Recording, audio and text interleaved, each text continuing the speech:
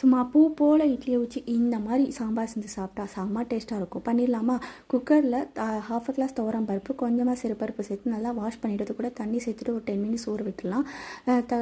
2 பச்சை மிளகா, சின்ன வெங்காயம், தக்காளி, கருவேப்பிலை, கொத்தமல்லி, மஞ்சள் தூள், கொஞ்சமாக உப்பு, பெருங்காயத்தூள் கொஞ்சம் சேர்த்துட்டு அப்படியே குக்கரில் விசில் போட்டுட்டு ஒரு 4 இல்லைன்னா 5 விசில் வரைக்கும் வேக விட்டுடலாம். அவ்வளோதான். இந்த மாதிரி சாம்பார் வந்து ரெடி ஆயிரும். கொஞ்சம் ட்ரையாக இருக்கும். அது கூட கொஞ்சம் தண்ணி சேர்த்து நல்லா கொதிக்க விட்டுடலாம். கொஞ்சம் உப்பு பத்தலை அப்படின்னா உப்பு போட்டுக்கலாம். தாளிக்கிறதுக்காக கடுகு, ஜீரகம், வரமிளகாய், கருவேப்பிலை, கொஞ்சமாக பெருங்காயத்தூள் சேர்த்துட்டு தாளிச்சிட்டு அப்படியே சாம்பாரில் தூக்கி ஊற்றிடலாம். அவ்வளோதாங்க.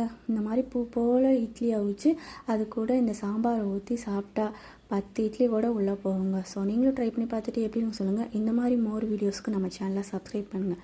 பிடிச்சிருந்தால் லைக் பண்ணுங்கள்.